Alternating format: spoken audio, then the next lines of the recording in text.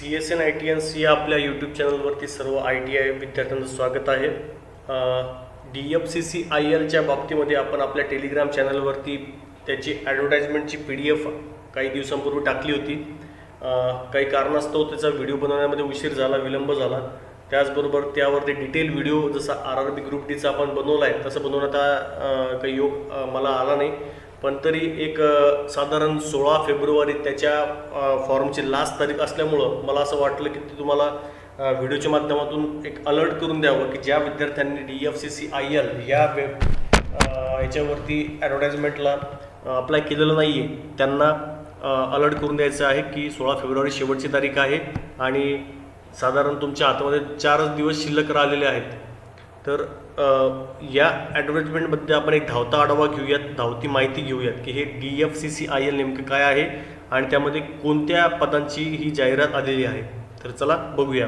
आता नेक्स्ट बघा, ही आहे तुमची DFCCILची 40 पानांची फुल ॲडव्हर्टाइजमेंटची PDF जी मी आपल्या टेलिग्राम चॅनलवरती शेअर केलेला आहे. सर्वांना माझी नम्र विनंती आहे की आपल्या टेलिग्राम चॅनलला तुम्ही सर्वांनी जॉईन व्हायचं आहे. आपलं टेलिग्रामवरती CSN-ITNC नावाने चॅनल आहे.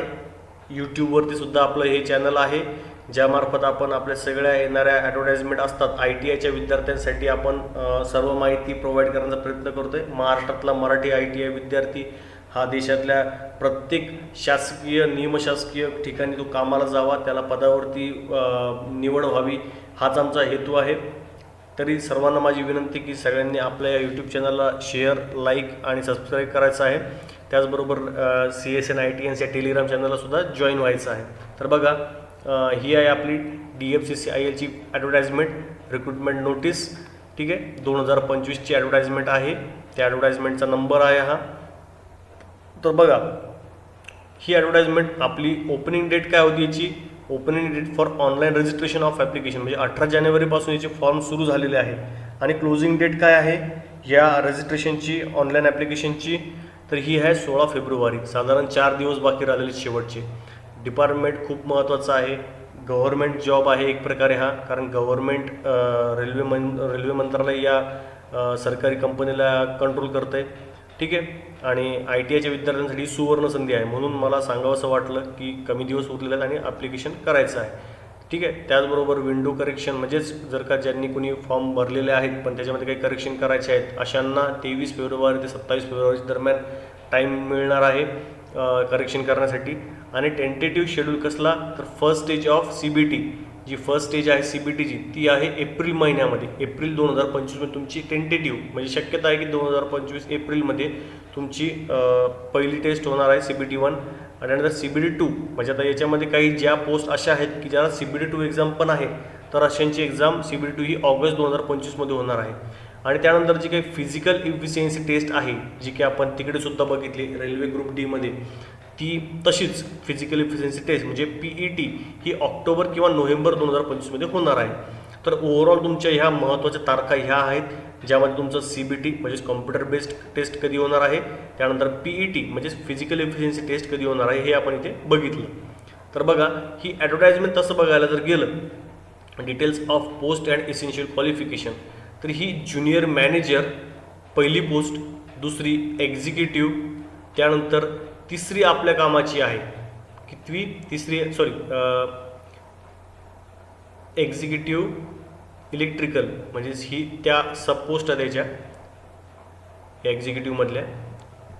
त्यानंतर तिसरी जी आहे तिसरी पोस्ट म्हणजे मल्टीटास्किंग स्टाफ ही आपल्या कामाची आहे. जे कोणी आपले ITI बंधू भगिनी आहेत यांच्यासाठी ही आपल्या या जनतेसाठी ही महत्त्वाची पोस्ट आहे. मल्टीटास्किंग स्टाफ म्हणजे एकापेक्षा जास्त वेगवेगळे कामांचा त्याच्यामध्ये प्रकार असतो, तिथे ह्या असल्या प्रकारचा मल्टीटास्किंग स्टाफ लागतो. ठीक आहे, तर साधारण 464 जागा आहेत. आणि व्हर्टिकल रिझर्वेशन म्हणजेच अनरिझर्वड कॅटेगरीसाठीच ओपनसाठी 194 जागा आहेत, SCसाठी 70 जागा आहेत, STसाठी 32 जागा आहेत आणि OBCसाठी 122 आहेत, PWसाठी 46 जागा आहेत. आणि जे कोणी PWBD म्हणजेच दिव्यांग लोकांसाठी 33 जागा आहेत. त्याचबरोबर एक्स सर्व्हिस म्हणजे माजी सैनिक आहेत त्यांच्यासाठी 113 जागा आहेत. आणि आपलं अर्थातच जे काही क्वालिफिकेशन इसेन्शियल क्वालिफिकेशन आहे ते किती काय लागणार आहे, matriculation plus minimum 1 year duration course completed act apprenticeship म्हणजेच 10वी करून कुठल्या तरी एका ठिकाणचा अप्रेंटिसशिपचा अनुभव किंवा ज्यांनी ITI केलेला आहे, कशामधून NCVT किंवा SCVT, गव्हर्नमेंट ITI किंवा प्रायव्हेटमधून ITI केलेला आहे, ज्याच्यामध्ये कमीत कमी 60% मार्क्स मिळायला हवे, म्हणजे 60% वरती ज्यांना मार्क्स आहेत त्यांचं याच्यामध्ये आपण फॉर्म भरू शकतो. ठीक आहे. ज्या विद्यार्थ्यांनी ITI केलेलं आहे त्यांना कुठल्या एक्सपिरियन्सची गरज नाही आहे, पण ज्यांनी 10वी केलेली आहे अशा लोकांना 1 वर्षाचा एक्सपिरियन्स मस्ट आहे. ठीक आहे. आणि ज्यांनी ITI केलेलं आहे ते फ्रेशर्स लोक पण अप्लाय करू शकतात, ज्यांचं नुकतंच ITI कंप्लीट झालेलं आहे ते सुद्धा. ठीक आहे. तर ही अशा प्रकारची ॲडव्हर्टाइजमेंट आहे. या ॲडव्हर्टाइजमेंटची डिटेल्स PDF मी आपल्या टेलिग्राम चॅनलवर टाकलेली आहे, तुम्ही सर्वांनी ती बघून घ्यायची आहे. ठीक आहे. तर आपली एज लिमिट या पोस्टसाठी, MTS पोस्टसाठी 18 ते 33 वर्ष आहे. त्याच्यामध्ये एज रिलॅक्सेशन म्हणजे जे कोणी SC ST कॅन्डिडेट असतील त्यांना 5 वर्ष सवलत आहे, म्हणजेच 33 + 5 वर्ष म्हणजे 38 वर्षापर्यंतचे जे कोणी SC ST कॅन्डिडेट आहेत ते या पोस्टला अप्लाय करू शकतात. आणि जे OBC आहेत त्यांना 3 वर्षाचं एज रिलॅक्सेशन म्हणजे वयाची सूट मिळालेली आहे, म्हणजे 33 + 3 18 ते 36 वयोवर्ष असलेल्या OBC नॉन क्रिमिलियरच्या कॅन्डिडेट्सना सूट म्हणजे याच्यामध्ये दिलेली आहे, जे कोणी अप्लाय करू शकतात या फॉर्मसाठी. त्यानंतर 10 इयर्स फॉर PWBDs म्हणजे दिव्यांग जे कोणी असतील त्यांना 10 वर्षांचं सूट मिळालेली आहे. 33 + 10 म्हणजे 18 ते 43च्या दरम्यान वय असणाऱ्या दिव्यांग विद्यार्थी या पोस्टसाठी अप्लाय करू शकतात. ठीक आहे. ही महत्त्वाची माहिती होती. त्यानंतर आणखी बरीच पुढची महत्त्वाची माहिती जर बघायला गेलो आपण तर आता मी तुम्हाला या RRB ग्रुप D मध्ये व्हर्टिकल रिझर्वेशन म्हणजे काय असतं आणि हॉरिझॉन्टल रिझर्वेशन म्हणजे काय असतं हे बऱ्यापैकी त्या व्हिडिओजमध्ये एक्सप्लेन केलेलं आहे. तर तुम्ही तो RRB ग्रुप Dचा एकदा व्हिडिओ माझा सर्वांनी नक्की बघायचा आहे, ज्याच्यामध्ये व्हर्टिकल रिझर्वेशन म्हणजे काय आणि हॉरिझॉन्टल रिझर्वेशन म्हणजे काय मी ती संकल्पना सगळ्यांना एक्सप्लेन केलेली आहे.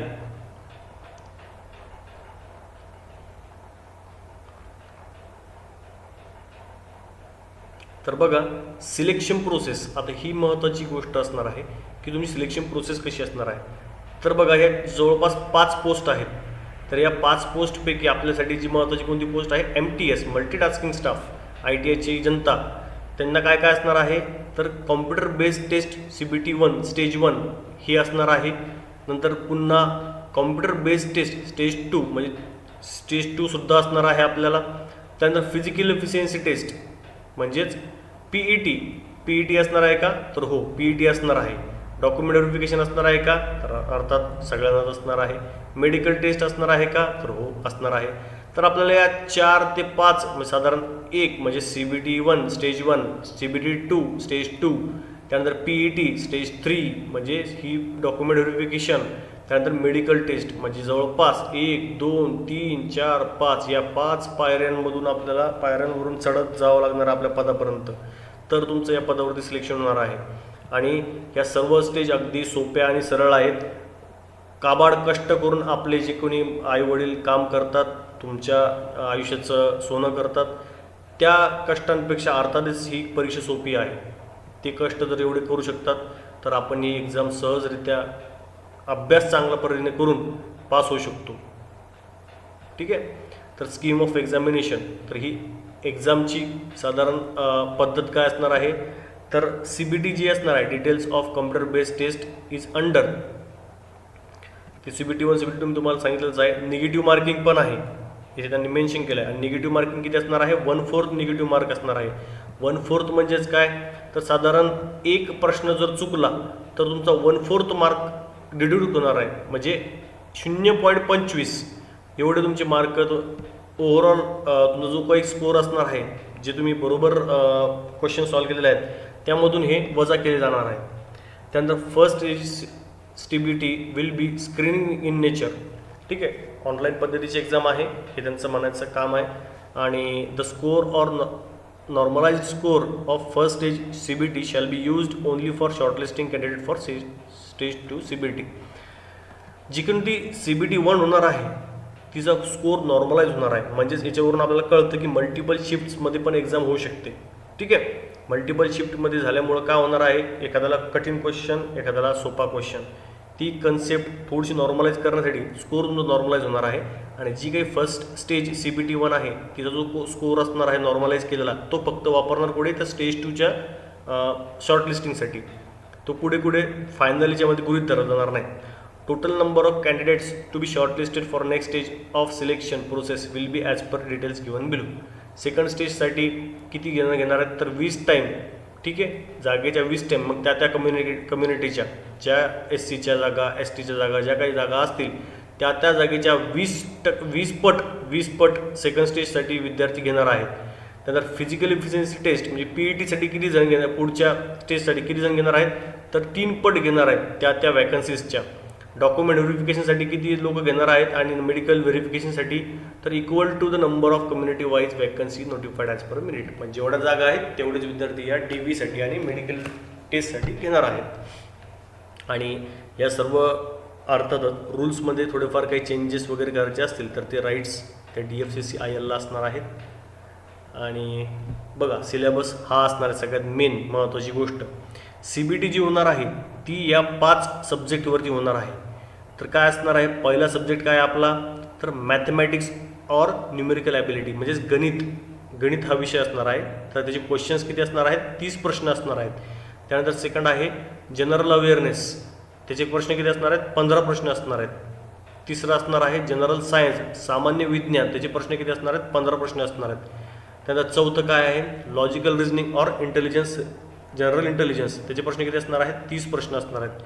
पाचवा विषय काय आहे knowledge about railways or DFCCIL, हे किती असणार आहेत प्रश्न 10 प्रश्न असणार आहेत. असे टोटल 5 टॉपिकवरती हे एवढे वेगवेगळ्या पद्धतीचे किंवा वेगवेगळ्या नंबरचे क्वेश्चन्स, टोटल 100 प्रश्नाची ही आपली टेस्ट असणार आहे CBT. ठीक आहे. आणि section wise distribution is only indicative, there may be some variation in actual question paper. म्हणजे आता हे इंडिकेटिव्ह दिले त्यांनी, साधारण एखाद दुसरा प्रश्न कमी जास्त होऊ शकतो हे त्यांचं म्हणणं आहे. आणि सेकंड स्टेज असणार आहे एक आपल्याला बघायचं राहिलं आहे सिलेबस तर हा झाला. स्टेज 1ची जी CBT आहे ही 100 मल्टिपल चॉईस ऑब्जेक्टिव्ह टाईप असणार आहे. म्हणजे 100 प्रश्न असणार आहेत आणि टाईम तुम्हाला किती असणार आहे 90 मिनिटं. किती असणार आहे 90 मिनिटं म्हणजेच 1.5 तास. आणि जे कोणी दिव्यांग असतील त्यांना 120 मिनिटं म्हणजे साधारण 2 तास हा त्यांना वेळ असणार आहे. कशासाठी तर CBT 1साठी फर्स्ट स्टेज ऑफ CBT. ठीक आहे. आणि हा फर्स्ट स्टेज ऑफ CBTचा सिलेबस. नेक्स्ट काय आहे सेकंड स्टेज ऑफ CBT, त्याच्यामध्ये किती MCQ असणार आहेत मल्टिपल चॉईस क्वेश्चन म्हणजे बहुपर्यायी प्रश्न तर 120 MCQ असणार आहेत. ठीक आहे. आणि त्याच्यामध्ये एका मार्काला एक तो प्रश्न असणार आहे. नेक्स्ट काय आहे टाईम किती असणार आहे तर 120 मिनिटं हा टाईम जनरल विद्यार्थ्यांचा असणार आहे. आणि 160 मिनिटं म्हणजेच 2.5 तास हा टाईम असणार आहे दिव्यांग व्यक्तींना. आणि 2 तास टाईम असणार आहे जे काही नॉर्मल आपले विद्यार्थी त्यांना.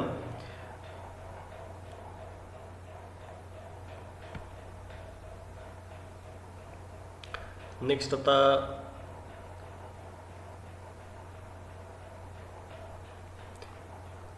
बघा हे क्वालिफाईंग मार्क्स एक असते कन्सेप्ट. क्वालिफाईंग मार्क्स म्हणजे काय आहे की minimum qualifying marks for different categories will be as under. आता ह्या एक्झामचा म्हणजेच फर्स्ट स्टेज CBT 1 ज्यांनी दिलेले आता जर का 2 लाख विद्यार्थी या पेपरला बसतील तर 2 लाख विद्यार्थ्यांना CBT 2साठी विचार करायचा का CBT 2साठी तर नाही. जे कोणी किमान त्यातले फिल्टर करायचे ज्या काही CBT एक्झाम्स असतात प्रिलिम्स एक्झाम्स असतात CBT 1 असतात त्या मुळात त्यांचं नाव CBT एक्झाम्स नसतं, त्या फिल्टर एक्झाम असतात. म्हणजे हे 2 लाख जनता जी काही फापट पसारा आहे ही कमी करण्यासाठी जी काही एक्झाम पहिली घेतली जाते तर ती फिल्टर एक्झाम असते CBT 1, ज्याच्यामधून काय करणार ते चांगले लोकच फक्त CBT 2साठी पाठवणार. ज्याच्यामध्ये 40% हा क्रायटेरिया त्यांनी ठेवलेला आहे. 100पैकी 40 मार्क द्यायचे कोणी UR म्हणजे अनरिझर्व्ड कॅन्डिडेट म्हणजे ओपन आणि EWS विद्यार्थ्यांनी. हा त्यांचा क्वालिफाईंग मार्क्सचा कट ऑफ आहे. किमान 40% मार्क घ्यायचे तर मग विचार करू तुमचा CBT 2च्या कट ऑफमध्ये तुम्हाला येऊ द्यायचं की नाही. त्यानंतर SC आणि OBC NCL यांना 30% मार्क्स हा क्वालिफाईंग मार्क्सचा क्रायटेरिया आहे. आणि ST कॅन्डिडेट्स यांना 25% म्हणजे 25 मार्क्सचा CBT 1मधले 25 मार्क्सचा क्रायटेरिया आहे. एवढे मार्क्स पाडले म्हणजे तुम्ही CBT 2ला क्वालिफाय झाले असं नाही आहे. किमान एवढे तरी मार्क घ्यायचे आहेत, म्हणजे तुमचा त्या कट ऑफ जो काही ठरणार आहे त्या रेसमध्ये तुम्ही राहाल, हे त्याचा अर्थ आहे. ठीक आहे. बऱ्याच जणांची गफलत होते की क्वालिफाईंग मार्क्स म्हणजे 40 मार्क घेतले म्हणजे मी पास झालो आणि CBT 2ला गेलो, तर ते तसं नाही आहे. हे मी आताच क्लिअर करतोय. ठीक आहे. पुन्हा एकदा समजून घ्या, व्हिडिओ मागे घ्या आणि त्या पुन्हा समजून घ्या की क्वालिफाईंग मार्क्स म्हणजे काय. क्वालिफाईंग मार्क्स म्हणजे फिल्टर करायचे आहेत. 2 लाख जनतेचे 2 लाख जनतेचं मी कट ऑफसाठी ॲनालिसिस करणार नाही. ज्या कोणी विद्यार्थ्यांनी 40% मार्क्स घेतलेला आहे मिनिमम त्या पेपरमध्ये, तेवढ्याच 40%च्या पुढचे त्यांचाच मी विचार करणार, जो काही कट ऑफ ठरणार त्यासाठी. आणि त्या कट ऑफमधून ठरवल्यापैकी जे कोणी पुढचा जो कट ऑफ असणार आहे CBT 2साठीचा, जेणेकरून मी एका पदासाठी 20 विद्यार्थी बोलवणार आहे, तर त्या अकॉर्डिंगली मी कट ऑफ सेट करणार आणि त्या कट ऑफनुसार तेवढेच विद्यार्थी मी CBT 2साठी घेणार. ठीक आहे. त्यानंतर दुसरा कन्सेप्ट आहे नॉर्मलायझेशन ऑफ मार्क्स. अर्थात 2 लाख विद्यार्थी म्हटल्यानंतर एकाच दिवशी ते पेपर घेणे शक्य नाही. एका एक्झाम सेंटरवरती तेवढी इन्फ्रास्ट्रक्चर अजून तरी आपल्याकडे अवेलेबल नाही आहे, म्हणून मल्टिपल शिफ्ट्समध्ये एक्झाम होणार आहे. मल्टिपल शिफ्ट्समध्ये एक्झाम झाल्यामुळं साहजिकच आहे, सोम्या म्हणणार मला सोपा प्रश्न आला, गोम्या म्हणणार मला कठीण प्रश्न आला. दोघांचंही जे काही कन्फ्युजन आहे किंवा जी काही समस्या आहे त्या समस्येचं समाधान म्हणजे नॉर्मलायझेशन ऑफ मार्क्स आहे. काही प्रश्न पहिल्या शिफ्टमध्ये सोपे येऊ शकतात, काही प्रश्न संध्याकाळच्या शिफ्टमध्ये सोपे येऊ शकतात. प्रश्नांचं जी काही डिफिकल्टी आणि इझिनेस जो आहे तो नॉर्मलाइज करण्यासाठी ही मेथड यूज केली जाते. ती नॉर्मलायझेशन मेथड आहे, कोणाबरोबर अन्याय होऊ नये म्हणून. ठीक आहे. त्यानंतर आता नेक्स्ट महत्त्वाचं तर हे आपल्याला पुढचं जर का बघायचं झालं,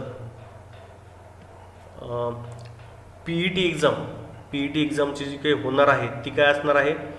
त्याच्यामध्ये बघा, मेल कॅन्डिडेट्स म्हणजे पुरुषांसाठी काय असणार आहे, should be able to lift and carry 35 kg of weight for distance of 100 meters in 2 minutes. Same आपली ग्रुप D जी आहे, रेल्वे रिक्रुटमेंट बोर्डमार्फत घेतली जाणारी, तिचाच PET म्हणजे फिजिकल एफिशियन्सी टेस्टचा जो क्रायटेरिया आहे तोच यांनी ते फॉलो केलेला आहे. त्यानंतर काय आहे, should be able to run for distance of 100 meters in 4 minutes and 15 seconds. 1000 metre धावायचं आहे किती, 4 मिनिटं 15 सेकंदामध्ये.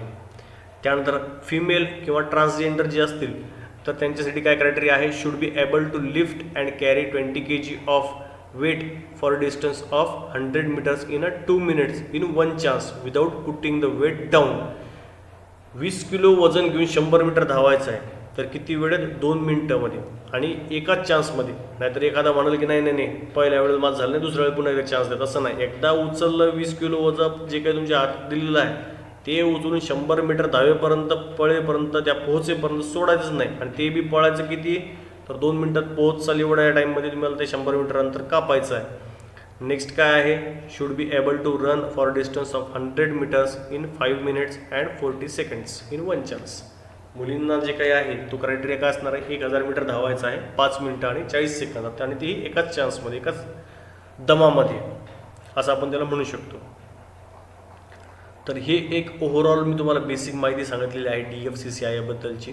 आणखी डिटेलमध्ये तुम्हाला जर का याच्याबद्दल माहिती पाहिजे असेल तर तुम्ही या PDFला डाउनलोड करायचं आहे आणि शांततेमध्ये वाचायचं आहे. पूर्ण एक्सप्लेन करण्यासाठी मला तेवढा व्हिडिओची लेंथ जास्त ठेवता येणार नाही, कारण बऱ्यापैकी आता जणांचं झोप येण्याची सुरुवात झाली असेल, म्हणून मला हा व्हिडिओ होईल तेवढ्या शॉर्टमध्ये उरकायचा होता. आणि आणखी एवढं तर एक महत्त्वाचं काय तर एक्झामिनेशन सिटीज, तुम्हाला एक्झाम जी कोणती फर्स्ट स्टेजची एक्झाम टेस्ट CBT आहे ती तुम्ही कुठे कुठे देऊ शकता. तर बघा, आग्रा, अहमदाबाद, अजमेर, अमृतसर, बेंगलुरू, भोपाळ, भुवनेश्वर, बिकानेर, चंदीगड, मोहाली, चेन्नई, कटक, दिल्ली, NCR, धनबाद, गांधीनगर, गुवाहाटी, ग्वालियर, हैदराबाद. त्यानंतर आता यातलं बघा, मी एवढाच सिटी तुमच्यासाठी काढू, जे महाराष्ट्रामध्ये लोकेटेड आहेत आपले विद्यार्थी त्यांच्यासाठी कोणते सोयीस्कर सेंटर आहे मी ते सांगतो. आता यात हैदराबाद आहे, जे कोणी नांदेड, त्यानंतर लातूर, त्याचबरोबर जी बाउंड्रीवरती राहत आहेत सोलापूर, त्यानंतर सांगली आणि यवतमाळ, चंद्रपूर, गडचिरोली, हे जे बॉर्डरवरचे जिल्हे आहेत येथे राहणाऱ्या विद्यार्थ्यांसाठी हैदराबाद पण सोयीस्कर आहे. जबलपूर, जयपूर, कानपूर, कोलकाता, लखनौ, मेरठ, मुंबई, महाराष्ट्राची मुंबई, महाराष्ट्रातील मुंबईच्या ठिकाणी आपण बऱ्यापैकी जाऊ शकतो, पोहोचू शकतो. ते सुद्धा एक सेंटर आपल्यासाठी फिजिबल आहे. त्यानंतर मुझफ्फर, म्हैसूर, नागपूर, ठीक आहे. नागपूर एक सेंटर आहे, नागपूर जिल्ह्याजवळ राहणाऱ्या विद्यार्थ्यांनी नागपूरसाठी विचार करायचा आहे. नाशिक एक सेंटर आहे, पटना, प्रयागराज, पुणेसुद्धा एक सेंटर आहे, Raipur, Ranchi, सिलगुरी, Surat, Thiruvananthapuram, Vadodara, Varanasi, Visakhapatnam. Depending upon the response received for each city, these cities are indicative and depending upon the feasibility or availability of the centers, there may be changes. आता हे तुमचं इंडिकेटर एवढ्या सिटीज आहेत. याच्यापैकी तुम्ही जे काही अप्लाय कराल फॉर्म भरताना तुम्हाला कोणतं सेंटर पाहिजे, एक टेंटेटिव्ह तुम्हाला ते प्रेफरन्स विचारणार आणि त्या प्रेफरन्समध्ये तुम्ही हे मेन्शन करायचं आहे आणि ते टेंटेटिव्ह असणार आहेत. तुम्हाला तिथे मिळेलच असं नाही आहे, पण ते विचार करतील. जर का तिथे जागा असेल तुमच्यासाठी राहिलेली शिल्लक, आता साधारण 4 दिवस राहिलेले आहेत, जर जागा शिल्लक असेल तर तुम्हाला ते फर्स्ट प्रिफरन्स जे तुम्ही देसाल तर तुम्हाला मिळून जाईल. अदरवाईज मग तुम्ही जे काही दुसरं तिथे चौथा ऑप्शन टाकसाल तुम्हाला तिथे सेंटर मिळून जाईल. ठीक आहे. नेक्स्ट काय आहे महत्त्वाचं तर एक्झामिनेशन फीज. ज्या काही आता पहिल्या नंबरच्या पोस्ट आहेत म्हणजे कोणत्या ज्युनियर मॅनेजर, एक्झिक्युटिव्ह यांच्यासाठी अनरिझर्व्ड कॅटेगरी, OBC, NCL, EWसाठी 1000 फी आहे. किती आहे? 1000 फी आहे. आणि मल्टीटास्किंग जो आपला मेन ज्यासाठी आपण हे एवढं ठेव करतो आहे, एवढं डोकं लावतो आहे, ते कोणतं आहे? Multitasking staff. ठीक आहे. आणि ही फीज असणार आहे फक्त कोणाला तर अनरिझर्व्ड म्हणजे ओपन आणि OBC, NCL, OBC non criminal आणि AWS विद्यार्थ्यांसाठी तर किती असणार आहे? 500 रुपये. या विद्यार्थ्यांना ही फीज असणार आहे. आणि SC, ST, PWBD आणि एक्स सर्व्हिसमॅन, ट्रान्सजेंडर यांना कुठल्याच प्रकारची फी लागणार नाही. फ्री ऑफ कॉस्ट फॉर्म आहे हा, फ्री ऑफ कॉस्ट. त्यांना कुठल्याच प्रकारचं इथे पेमेंट करायची गरज नाही आहे. ठीक आहे.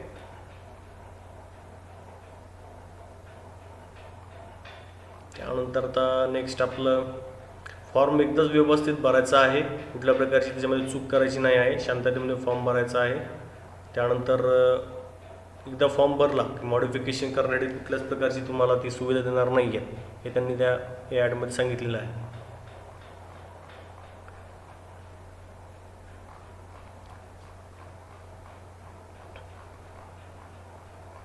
त्यानंतर वेगवेगळे जे काही कास्ट सर्टिफिकेट आहेत त्याचा एक त्यांनी नमुना दिलेला आहे सेंट्रल कास्ट सर्टिफिकेटचा.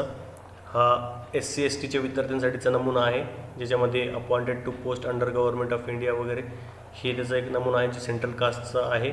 त्यानंतर OBC जे नॉन क्रिमिलियरमध्ये मोडतात त्यांच्यासाठी हा नमुना आहे सेंट्रल कास्ट सर्टिफिकेट काढण्याचा.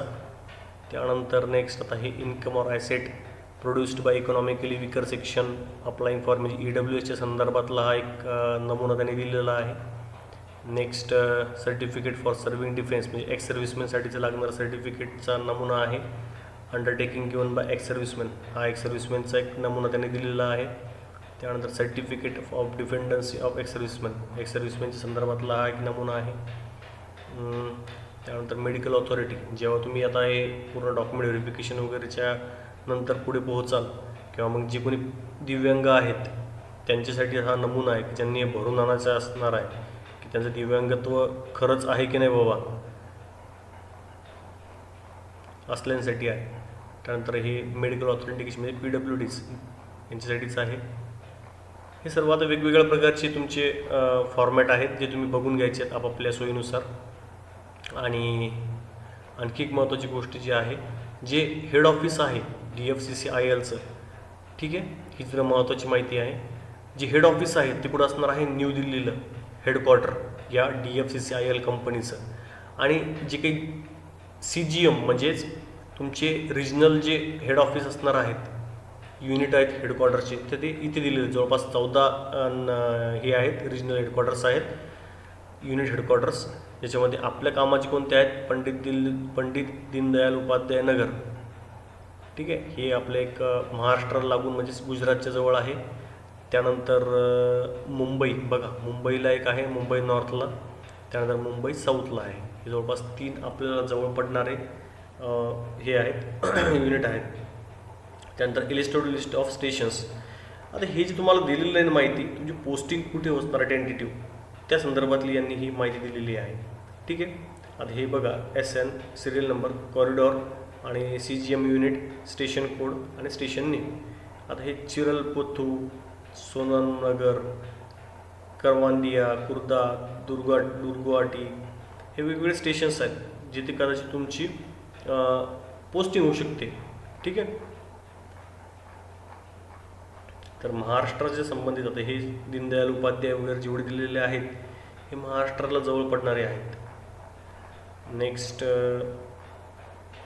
मुंबई बघा, मुंबईचे संबंधितले 112 पासून तर 119 पर्यंत साधारण एवढे स्टेशन्स तुम्हाला new Ancheli, new Pardi, Gholvad, Palghar, Safale, Kharbav junction, त्याच्यानंतर निलजे आणि JNPT म्हणजे जवाहरलाल नेहरू पोर्ट एवढे स्टेशन आहेत जिथे तुमचं पोस्टिंग होऊ शकतं. टेंटेटिव्ह असणार आहे ते. आणि main indicative syllabus for various post of total 120 questions काय काय असणार आहे तर बघा, ही आपली पोस्ट आहे मल्टीटास्किंग स्टाफ, पोस्ट कोड 31 असणार आहे. जनरल नॉलेज आहे, न्यूमेरिकल और मॅथमॅटिकल ॲबिलिटी, स्टेज 2 सुद्धा सिलेबस आहे. ठीक आहे. नंतर general intelligence, logical reasoning, general science, knowledge about railways और DFCCIL हा CPT2 साठी सिलेबस आहे. ठीक आहे. तर हेच एवढी महत्त्वाची माहिती होती. आणि ऑनलाईन ॲप्लिकेशन फॉर्म कसा भरायचा आहे हे तुम्हाला इथे त्यांनी या PDF मध्ये दिलेलं आहे. शक्य जर झालं तर त्यावरती लवकरच आपण व्हिडिओ बनवूयात. पण तोपर्यंत सर्वांनी काळजी घ्यायची की 16 फेब्रुवारी शेवटची तारीख आहे. लवकरच या फॉर्मला अप्लाय करायचं आहे. ठीक आहे. आणि काहीही माहिती तुम्हाला जर का लागत असल्यास CSN आपल्या या चॅनलवरती तुम्ही आपल्या कमेंट बॉक्समध्ये मेसेज टाकायचा आहे. आणखी मराठी विद्यार्थी जे आहेत ITIचे त्यांना कोणत्या प्रकारचे व्हिडिओज अपेक्षित आहेत त्यांनी प्लीज कमेंट बॉक्समध्ये आपला फीडबॅक द्यायचा आहे की जेणेकरून आम्ही नेक्स्ट त्यावरती काम करून तुमच्यासाठी माहिती उपलब्ध करू शकू. ठीक आहे. तर आपल्या या चॅनलला सर्वांनी लाईक, शेअर आणि सबस्क्राईब करायचं आहे. त्याचबरोबर आपल्या टेलिग्राम चॅनलला जॉईन व्हायचं आहे, ज्याच्यामार्फत आपण कंटिन्युअसली कनेक्ट राहू आणि अशीच आणखी वेगवेगळ्या जे काही ॲड्स येणार आहेत भविष्यामध्ये त्या संबंधीची माहिती तुमच्यापर्यंत पोहोचत राहू. तर धन्यवाद.